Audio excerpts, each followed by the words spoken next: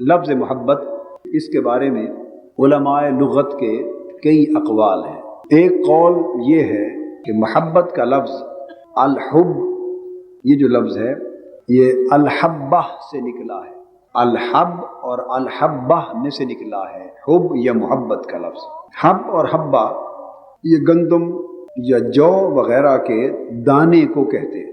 اسی طرح خوشبودار پودے اور پھول، ان کے بیج کو بھی حبہ کہا جاتا ہے، حبہ بھی کہا جاتا ہے۔ بیج کے لیے لفظ حبہ استعمال کرتے ہیں، دانے کے لیے حبہ استعمال کرتے ہیں۔ قرآن مجید نے ارشاد فرمایا، اس لفظ کو اس معنی میں قرآن مجید میں بیان کیا ہے۔ ارشاد فرمایا کمثل حبۃ انبتت سبع سنابل فی کل سنبلۃ مئۃ حبہ۔ اللہ کی راہ میں خرچ کیے جانے والے مال کی مثال ایسے ہے جیسے ایک دانہ ہو اور اس دانے سے 7 بالیاں اگیں اور ہر ایک بالی میں پھر 100 دانے۔ تو یہاں حبہ کا لفظ دانہ کے معنی میں استعمال ہوا۔ اسی طرح اللہ پاک نے ارشاد فرمایا بے شک اللہ ہی دانے اور گٹلی کو پھاڑ کر اس میں سے ایک تناور درخت پیدا کرنے والا ہے۔ یہ 2 آیتیں اس لیے بیان کی کہ قرآن مجید نے حبہ کے لفظ کو دانہ اور بیج کے معنی میں استعمال کیا اور اسی میں سے محبت نکلا۔ اس معنی کی روح سے اگر جائزہ لیں تو بیج یا دانہ، اس کا درخت کے ساتھ کیا تعلق ہوتا ہے؟ جب آپ درخت بونا چاہتے ہیں تو از خود درخت نہیں بویا جاتا، ایک دانے کو، چھوٹے سے دانے کو زمین پہ بوتے ہیں۔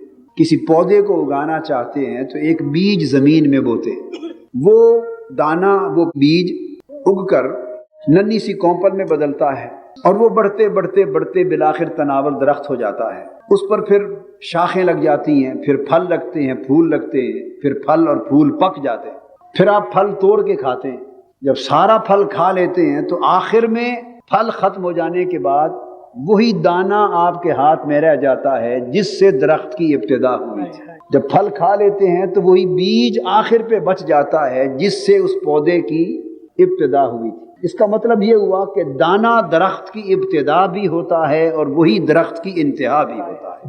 دانہ درخت کا اوریجن بھی ہے اور دانہ ہی درخت کا یا پودے کا اینڈ اور آخری مرحلہ بھی ہے۔ دانہ درخت کی اصل بھی ہے اور دانہ درخت کا ماں حاصل بھی ہے۔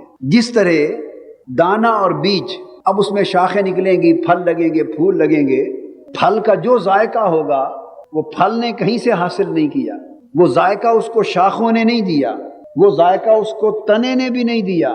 آپ جو کچھ پھل کھا رہے ہیں اور اس کی جو خوشبو، جو مہک، جو لذت، جو شیرینی، جو حلاوت، جو ذائقہ، جو کچھ چکھ رہے ہیں، وہ سارا کا سارا اسی دانے سے سرایت کر کے اوپر آیا ہے۔ وہ سب کچھ اس دانے میں مضمر تھا جو پورے کے پورے درخت میں پھیل گیا ہے۔ ایک بات تو یہ ہوئی کہ دانہ اور بیج درخت کی اصل بھی ہے اور ماں حاصل بھی ہے، اور دوسری بات یہ ہوئی کہ دانہ اور بیج ایک ایسی حقیقت ہے کہ جو نظر تو نہیں آتی مگر سارے کے سارے درخت میں سرایت کیے ہوئے ہوتی ہے۔ اب اس دانے سے، اس حبہ سے لفظ محبت نکلا ہے۔ تو محبت ایک ایسی حقیقت ہے کہ انسانی شخصیت کے درخت کی اصل بھی وہ ہے اور انسانی شخصیت کے تناور درخت کی ماں حاصل بھی وہ ہے۔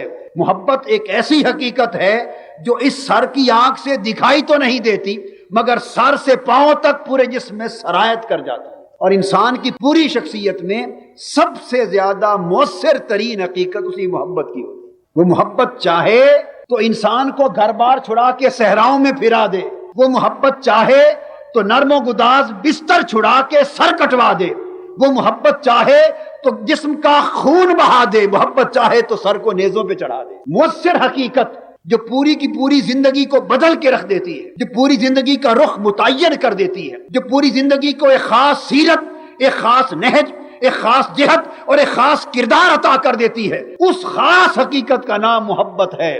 سو جس میں محبت ہے وہی زندگی ہے، جس میں محبت نہیں وہ زندگی نہیں، نہ وہ بندگی ہے۔ اس لیے کسی نے کیا خوب کہا، جب محبت شدت اختیار کر جائے تو اس کو عشق کہتے ہیں۔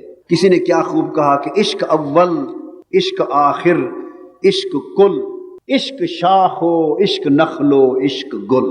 اول بھی عشق ہے، آخر بھی عشق ہے، کل ہی عشق ہے، شاخ بھی یہی ہے، درخت بھی یہی ہے، پھول بھی یہی ہے۔ یہ محبت کا ایک معنی۔ دوسرا مفہوم محبت کا دوسرے معنی کی روح سے ایک لفظ استعمال ہوتا ہے عربی لغت میں حبن اور حبتن، اس کی جمع حبابن آتا ہے. کیا؟ حبابن. اور حباب پانی کی سطح پر جو بلبلے آ جاتے ہیں ان کو حباب الماء یا حباب الماء کہتے ہیں. بلبلوں کو حباب الماء یا حباب الماء کہتے ہیں. وہ بلبلے اب یہ حب سے ہے، ان کو حباب یا حبب کیوں کہتے ہیں؟ یہ بلبلے کیوں آتے ہیں؟ جس پانی میں جوش نہ ہو اس میں کبھی بلبلے نہیں آتے. آپ پانی کو آگ پہ رکھ دیں، اس کو بوائل کریں، جب تک تھوڑی تھوڑی تپش ہوگی پھر بھی بلبلے نہیں آئیں گے، اور اس میں جوش آ جائے گا تو پانی کے اندر کا جوش بلبلوں کی شکل میں ظاہر ہونا شروع ہو جاتا. تو بلبلے پانی کے اندر کی تپش، اس کے اندر کے ولولے، اس کے جذبے، اس کے جوش و خروش کا اظہار ہوتے ہیں. اسی طرح جب موسلادھار بارش ہوتی ہے یا آبشار کا پانی کسی جگہ گرتا ہے تو جب تک تو پانی میں سکون رہتا ہے، بلبلے نہیں آتے. جب اس کے اندر ہلچل مچتی ہے، ایک تموج آتا ہے، ایک تلاطم آتا ہے، تو اس کی سطح پر بلبلوں کا ظہور ہونا شروع ہو جاتا ہے. اس کا مطلب یہ ہے کہ بلبلوں کا ظاہر ہونا اندر کا جوش ہے. اس میں سے لفظ محبت نکلا. تو محبت کا مطلب ہے کہ یہ ایک ایسا جوش ہے جو انسان کی شخصیت کے اندر کسی رغبت کے لیے، کسی کی طرف جھکاؤ ہو گیا، کسی کی طرف میلان ہو گیا، کسی کے ساتھ انس ہو گیا، وہ بڑھتا گیا، وہ محبت بن گئی، وہ عشق بن گیا، وہ جنون بن گیا، جذبہ پکتا رہا، اس کے اندر ابال آتا گیا، جوش آتا گیا، خروش آتا گیا. تو وہ کیفیت جب انسان کی زندگی کے مختلف احوال سے ظاہر ہونے لگے اور اس کے دل میں ایسا جوش مارنے لگے کہ نہ دن کو آرام کرنے دے نہ رات کو سونے دے، اس کی آنکھوں میں جوش مارے تو آنکھیں برس پڑے، اس کے دل میں جوش مارے تو دل تڑپ جائے، اس کے وجود میں جوش مارے تو جسم تڑپ جائے، اس کی زندگی میں جوش مارے تو زندگی بےتاب ہو جائے. تو جب جذبہ اس حد تک جوش پہ پہنچتا ہے تو جوش کی اس کیفیت کو محبت کہتے ہیں. تو جب محبت آتی ہے تو انسان بے قرار ہو جاتا. محبت والے مضطرب ہوتے، یہ علامت ہے محبت کی. ورنہ اگر نیری عقل کی فرما روائی ہوتی تو سردیوں کی رات میں نرم گداز گرم بستر چھوڑ کے یہاں کوئی کیوں آتا؟ تھوڑی صحیح یا زیادہ، دبی بجھی چنگاری صحیح یا بھڑکتی ہوئی چنگاری، مگر ہر انسان کے وجود میں اور آقا دو جہاں کے ہر امتی اور ہر غلام کے وجود میں اس کی خاک جسم میں کوئی بجھی بجھی چنگاری محبت کی ضرور ہے کہ اسے خبر ملتی ہے کہ آج ایک خاص رات ہے، آج انوار و تجلیات کے نزول کی رات ہے، آج جا نرم و گداز گرم بستر چھوڑ اور ٹھنڈی رات میں جاگ. نیچے بھی سردی ہوگی، اوپر سے بھی سردی ہوگی، بے آرامی بھی ہوگی، آسائش بھی نہ ہوگی، آرام بھی نہ ہوگا. کوئی اور جذبہ نہیں لایا. عقل سے پوچھو، عقل کہتی ہے میں تو نہیں لائی. اگر اس نے مجھ سے پوچھا ہوتا تو کہتا بے عقل بیٹھ آرام کر گھر میں. اگر یہ مجھ سے مشورہ کرتا تو کہتا گرم بستر میں سو. شعور کہتا ہے میں تو نہیں لایا، خیرت کہتی ہے میں تو نہیں لائی. انسان ہر ایک سے پوچھتا ہے حواس تو مجھے یہاں لایا؟ اے عقل تو لائی، شعور تو لایا، اے فکر تدبر تو لایا؟ ہر ایک نے کہا میں تو نہیں لایا. اس نے جاگ کے دیکھا ایک جذبہ انگڑائی لے رہا تھا، وہ جذبہ محبت الہی تھا، وہ چنگاری عشق خدا کی تھی.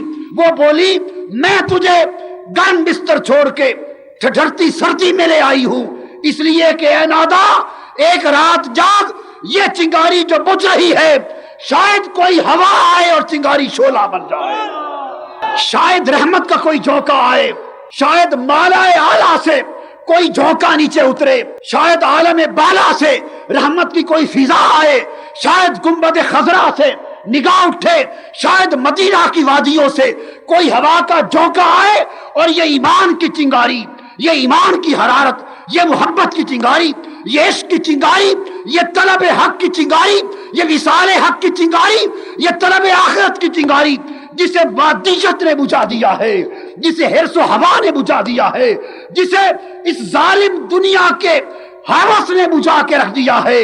شاید کوئی چنگاری آئے اور آج اس سے وہ دبتی بجھتی چنگاری ایسی بھڑکے کہ پھر تو سو نہ سکے. اسے محبت کہتے ہیں. وہ جذبہ انسان کو مارا مارا پھرا رہا ہے. پھر اس کا ایک تیسرا مفہوم ہے. عربی زبان میں اونٹ اگر کسی جگہ جم کر بیٹھ جائے اور اتنا جم کے بیٹھے کہ آپ اسے ڈنڈے ماریں، آپ اسے تیر ماریں، اسے پتھر ماریں، اینٹیں ماریں، ایڑی چوٹی کا زور لگا دے وہ نہ ہلے، ڈٹ جائے، کبھی اپنی جگہ سے نہ ہلے اور جم کے بیٹھ جائے، تو اس اونٹ کی جم کے بیٹھ جانے کو کہتے ہیں احب البعیر، کہ اونٹ ایسا جم کے بیٹھ گیا کہ اب کوئی جھونکا اور کوئی تکلیف ہو اسے اپنی جگہ سے ہٹا نہیں سکتی، ایسا جم کے بیٹھ گیا۔ احبہ، اس سے لفظ محبت ہے۔ تو تیسرا معنی محبت کا یہ ہے کہ وہ کیفیت کہ اگر بندے کو نصیب ہو جائے تو کوئی قتل بھی کر دے، ٹکڑے بھی کر دے، مگر محبوب کا در نہ چھوڑے۔ محبت وہ کیفیت ہے جو بندے کو استقامت دے دے، پھر لاکھ خطرات آ جائیں، شدت کی پریشانیاں آ جائیں، لَنَبْلُوَنَّكُمْ بِشَيْءٍ مِّنَ الْخَوْفِ وَالْجُوعِ وَنَقْصٍ مِّنَ الْأَمْوَالِ وَالْأَنفُسِ وَالثَّمَرَاتِ، سب کچھ لٹ جائے، تکلیفیں آ جائیں، مصائب و آلام آ جائیں، مگر ایسا صبر و استقلال کا پیکر بنا دیتی ہے محبت کہ پھر اگر بلال کو جو محبت کا پیکر ہو جاتا ہے، سرداران قریش تپتی ریت پر لٹاتے، ان کے جسم کو ننگا کر کے مکے کی گلیوں میں گھسیٹتے، مگر عشق کی بھٹی پہ پکا ہوا جسم، اس پر کوڑے بھی مارے جاتے، گرم سلاخوں سے داغا بھی جاتا، ناقابل برداشت اذیتیں بھی دی جاتی، وہ بے ہوش بھی ہو جاتے اور موت و حیات کی کشمکش میں رہتے۔ لوگ سمجھتے کہ شاید یا مر گیا اور اگر جی پڑا تو اب چھوڑ دے گا اپنے محبوب کا نام، لیکن بے ہوش کیفیت کے بعد بھی جب تھوڑا سا ہوش آتا تو اس کی منہ سے آواز نکلتی احد احد، وہ کہتے باز آ جا، رب محمد کو چھوڑ دے، تو حضرت بلال کہتے کہ نہ محمد چھوٹے گا نہ رب محمد چھوٹے گا۔ تو محبت کی کیفیت انسان کو وہ استقامت دے دیتی ہے کہ پھر دنیا ادھر سے ادھر ہو جائے مگر اس کے پائے استقلال میں تزلزل نہیں آتا۔